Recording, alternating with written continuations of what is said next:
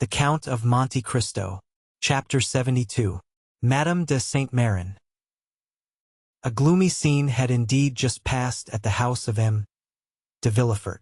After the ladies had departed for the ball, whither all the entreaties of Madame de Villefort had failed in persuading him to accompany them, the procureur had shut himself up in his study, according to his custom, with a heap of papers calculated to alarm anyone else, but which generally scarcely satisfied his inordinate desires.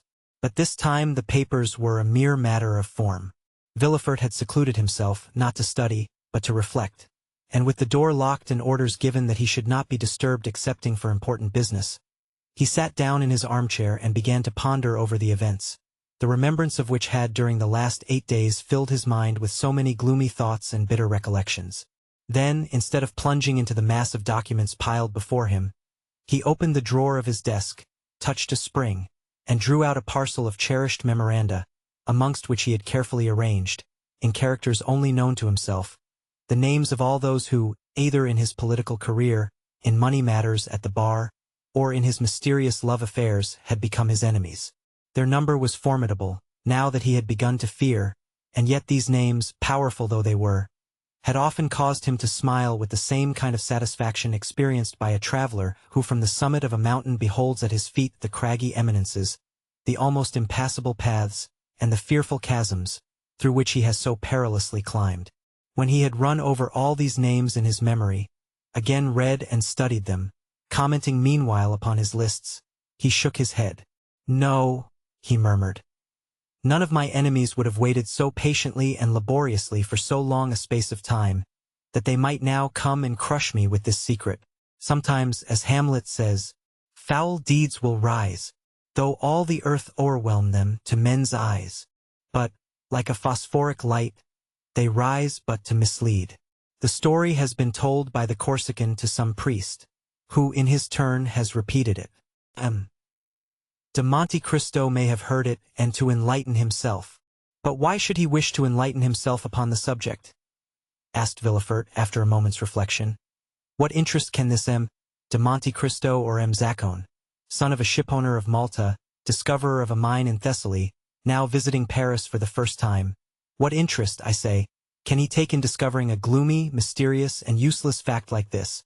However, among all the incoherent details given to me by the Abbé Busoni and by Lord Wilmore, by that friend and that enemy, one thing appears certain and clear in my opinion, that in no period, in no case, in no circumstance, could there have been any contact between him and me." But Villefort uttered words which even he himself did not believe. He dreaded not so much the revelation, for he could reply to or deny its truth. He cared little for that mean Tekel Upharsin, which appeared suddenly in letters of blood upon the wall. But what he was really anxious for was to discover whose hand had traced them, while he was endeavoring to calm his fears, and instead of dwelling upon the political future that had so often been the subject of his ambitious dreams, was imagining a future limited to the enjoyments of home, in fear of awakening the enemy that had so long slept. The noise of a carriage sounded in the yard, then he heard the steps of an aged person ascending the stairs, followed by tears and lamentations, such as servants always give vent to when they wish to appear interested in their master's grief. He drew back the bolt of his door, and almost directly an old lady entered, unannounced, carrying her shawl on her arm, and her bonnet in her hand. The white hair was thrown back from her yellow forehead, and her eyes, already sunken by the furrows of age, now almost disappeared beneath the eyelids swollen with grief. "Oh, sir," she said. "Oh, sir, what a misfortune! I shall die of it. Oh, yes, I shall certainly die of it." And then, falling upon the chair nearest the door, she burst into a paroxysm of sobs. The servants, standing in the doorway, not daring to approach nearer, were looking at Noirtier's old servant, who had heard the noise from his master's room, and run there also, remaining behind the others. Villefort rose, and ran towards his mother-in-law, for it was she. "Why, what can have happened?" he exclaimed. "What has thus disturbed you? Is M. de Saint-Méran with you?" "M. de Saint-Méran is dead," answered the old Marchioness, without preface and without expression. She appeared to be stupefied. Villefort drew back, and clasping his hands together, exclaimed, "Dead? So suddenly? A week ago, continued Madame de Saint Méran, we went out together in the carriage after dinner. De Saint Méran had been unwell for some days. Still, the idea of seeing our dear Valentine again inspired him with courage, and notwithstanding his illness he would leave. At 6 leagues from Marseilles, after having eaten some of the lozenges he is accustomed to take, he fell into such a deep sleep that it appeared to me unnatural. Still I hesitated to wake him, although I fancied that his face was flushed, and that the veins of his temples throbbed more violently than usual. However, as it became dark, and I could no longer see, I fell asleep. I was soon aroused by a piercing shriek, as from a person suffering in his dreams, and he suddenly threw his head back violently.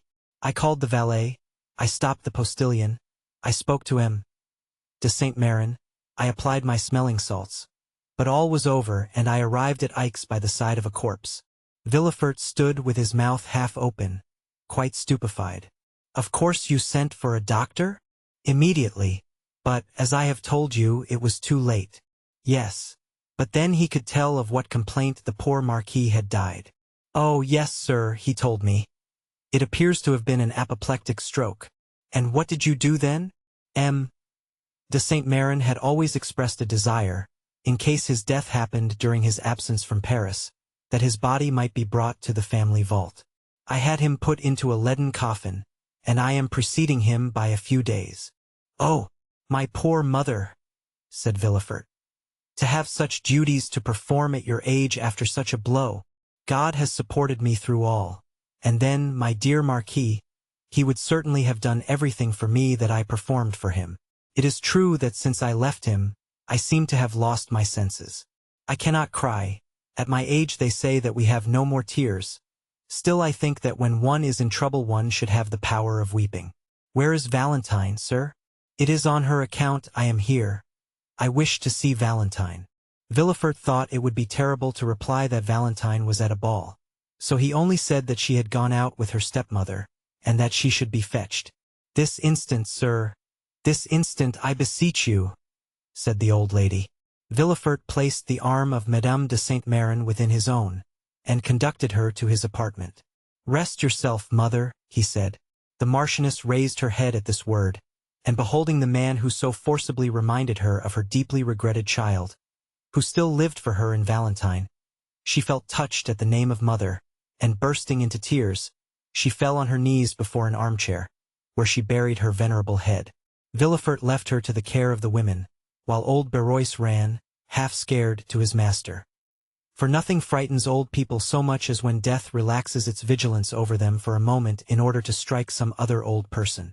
Then, while Madame de Saint Méran remained on her knees, praying fervently, Villefort sent for a cab, and went himself to fetch his wife and daughter from Madame de Morcerf's.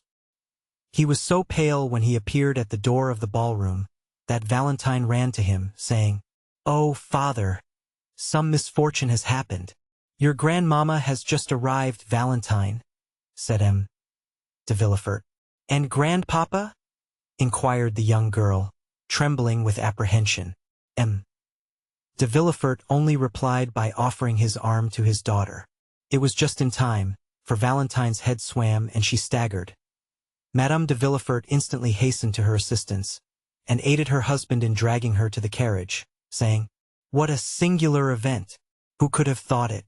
Ah, yes, it is indeed strange." And the wretched family departed, leaving a cloud of sadness hanging over the rest of the evening. At the foot of the stairs, Valentine found Berois awaiting her. "M. Noirtier wishes to see you tonight," he said, in an undertone.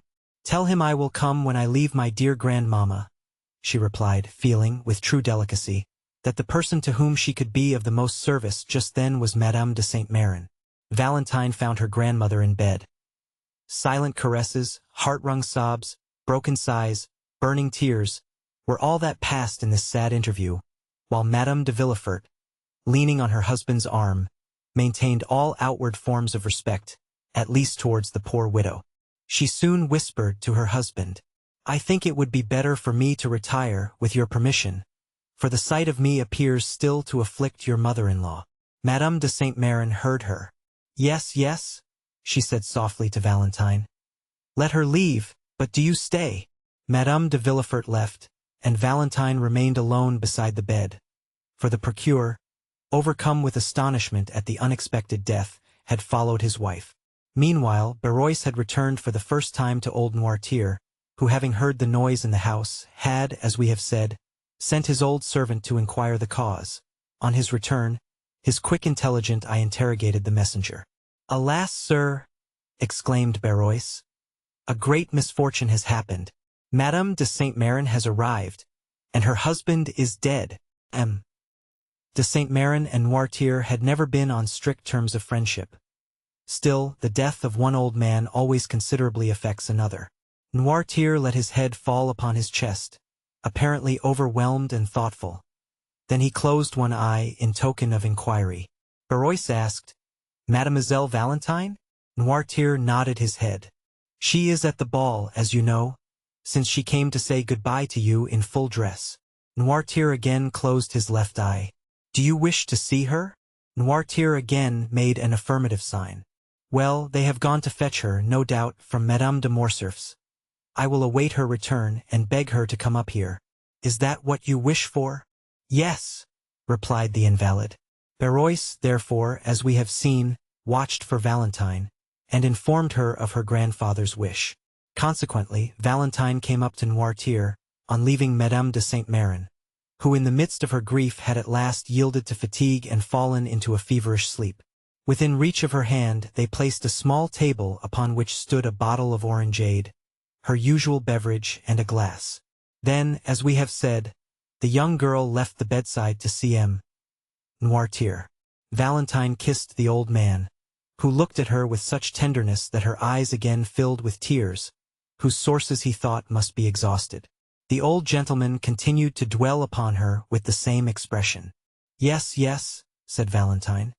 "You mean that I have yet a kind grandfather left, do you not?" The old man intimated that such was his meaning. "Ah, yes, happily I have," replied Valentine. "Without that, what would become of me?" It was 1 o'clock in the morning.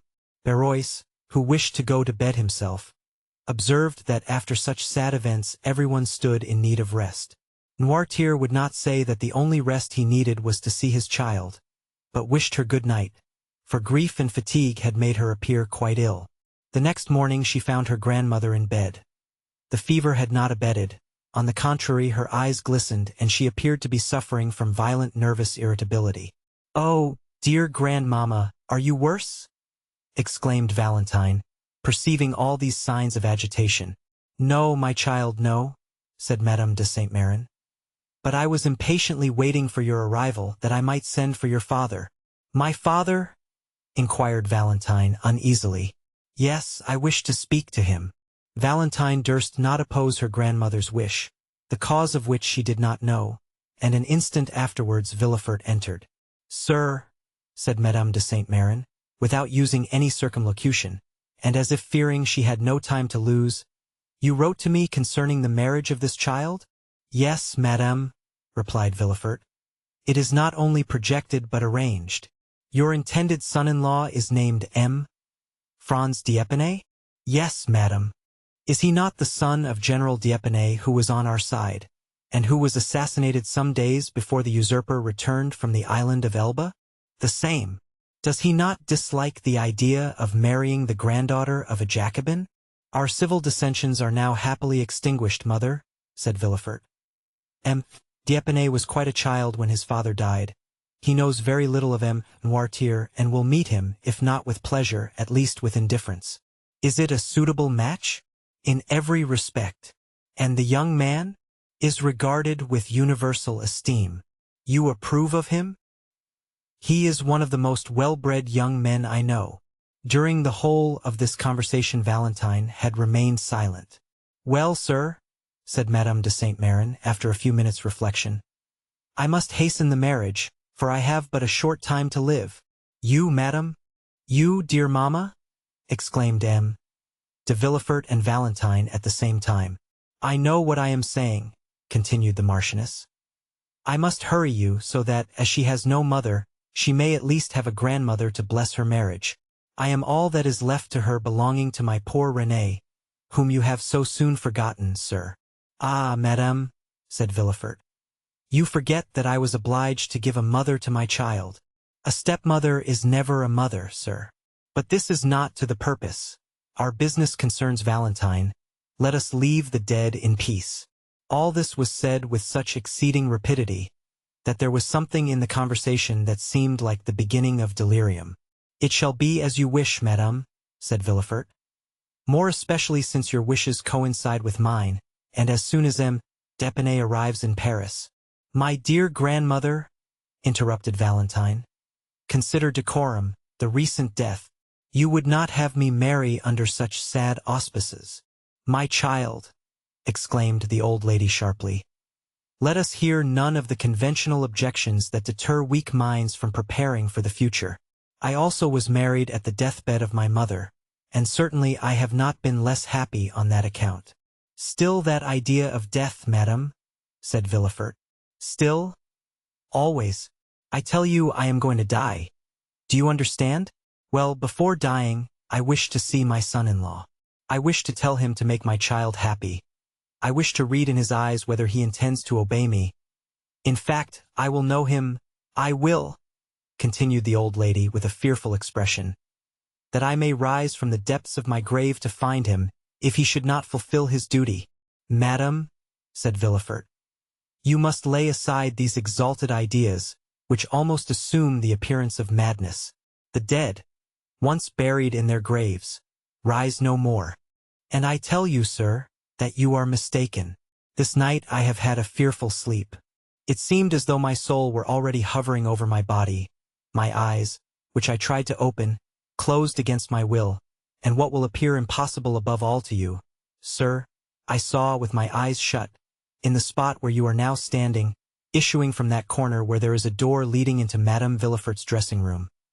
I saw, I tell you, silently enter a white figure." Valentine screamed. "It was the fever that disturbed you, madame," said Villefort. "Doubt, if you please, but I am sure of what I say. I saw a white figure, and as if to prevent my discrediting the testimony of only one of my senses, I heard my glass removed, the same which is there now on the table. Oh, dear mother, it was a dream. So little was it a dream, that I stretched my hand towards the bell. But when I did so, the shade disappeared. My maid then entered with a light. But she saw no one? Phantoms are visible to those only who ought to see them. It was the soul of my husband. Well, if my husband's soul can come to me, why should not my soul reappear to guard my granddaughter? The tie is even more direct, it seems to me." "Oh, madam," said Villefort, deeply affected, in spite of himself, "do not yield to those gloomy thoughts.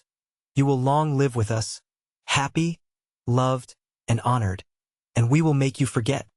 "Never, never, never," said the Marchioness. "When does M. d'Épinay return?" "We expect him every moment." "It is well. As soon as he arrives, inform me. We must be expeditious. And then I also wish to see a notary, that I may be assured that all our property returns to Valentine." "Ah, grandmamma," murmured Valentine, pressing her lips on the burning brow. "Do you wish to kill me? Oh, how feverish you are. We must not send for a notary, but for a doctor." "A doctor?" said she, shrugging her shoulders. "I am not ill. I am thirsty, that is all." "What are you drinking, dear grandmamma?" "The same as usual, my dear. My glass is there on the table." "Give it to me, Valentine."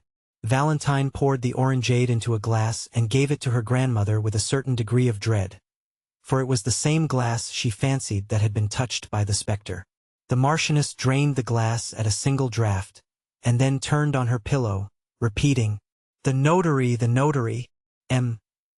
de Villefort left the room, and Valentine seated herself at the bedside of her grandmother. The poor child appeared herself to require the doctor she had recommended to her aged relative.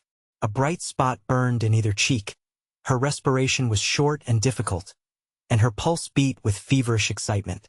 She was thinking of the despair of Maximilian, when he should be informed that Madame de Saint-Méran, instead of being an ally, was unconsciously acting as his enemy. More than once she thought of revealing all to her grandmother, and she would not have hesitated a moment, if Maximilien Morel had been named Albert de Morcerf or Raoul de Châteaurenaud. But Morel was of plebeian extraction, and Valentine knew how the haughty Marquise de Saint-Méran despised all who were not noble. Her secret had each time been repressed when she was about to reveal it, by the sad conviction that it would be useless to do so. For, were it once discovered by her father and mother, all would be lost. 2 hours passed thus. Madame de Saint-Méran was in a feverish sleep, and the notary had arrived. Though his coming was announced in a very low tone, Madame de Saint-Méran arose from her pillow. "The notary!" she exclaimed. "Let him come in." The notary, who was at the door, immediately entered. "Go, Valentine," said Madame de Saint-Méran, "and leave me with this gentleman." "But, grandmamma—" "Leave me, go!"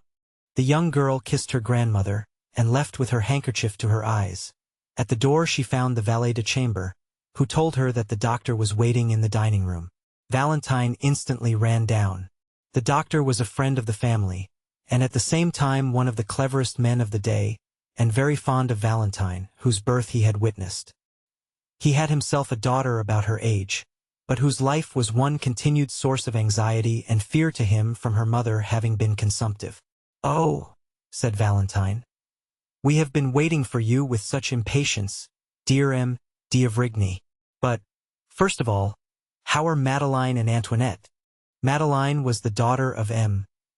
d'Avrigny, and Antoinette his niece. M. d'Avrigny smiled sadly. "Antoinette is very well," he said, "and Madeleine tolerably so. But you sent for me, my dear child.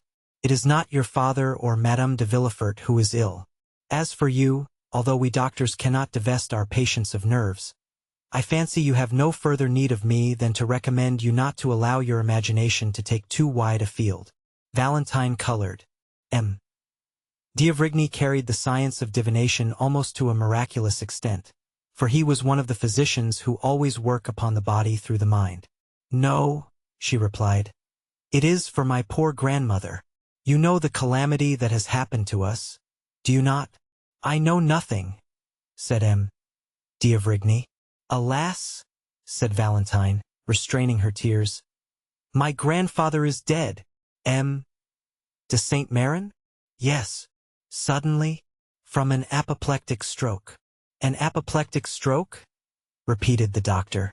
"Yes, and my poor grandmother fancies that her husband, whom she never left, has called her, and that she must go and join him. Oh, M. d'Avrigny, I beseech you, do something for her." "Where is she?" "In her room with the notary." "And M. Noirtier?" Just as he was, his mind perfectly clear, but the same incapability of moving or speaking. "And the same love for you, my dear child?" "Yes," said Valentine. "He was very fond of me." "Who does not love you?" Valentine smiled sadly. "What are your grandmother's symptoms?" "An extreme nervous excitement and a strangely agitated sleep. She fancied this morning in her sleep that her soul was hovering above her body, which she at the same time watched. It must have been delirium. She fancies, too, that she saw a phantom enter her chamber and even heard the noise it made on touching her glass." "It is singular," said the doctor. "I was not aware that Madame de Saint-Méran was subject to such hallucinations. It is the first time I ever saw her in this condition," said Valentine. "And this morning she frightened me so that I thought her mad, and my father, who you know is a strong-minded man, himself appeared deeply impressed." "We will go and see," said the doctor. "What you tell me seems very strange." The notary here descended, and Valentine was informed that her grandmother was alone. "Go upstairs," she said to the doctor. "And you?" "Oh, I dare not.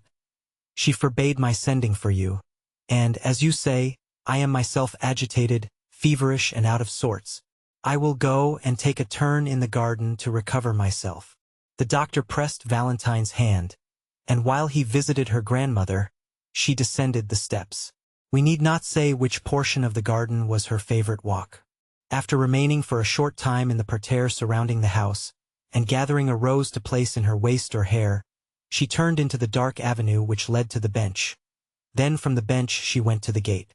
As usual, Valentine strolled for a short time among her flowers, but without gathering them. The mourning in her heart forbade her assuming this simple ornament, though she had not yet had time to put on the outward semblance of woe. She then turned towards the avenue. As she advanced, she fancied she heard a voice speaking her name. She stopped astonished. Then the voice reached her ear more distinctly, and she recognized it to be that of Maximilian.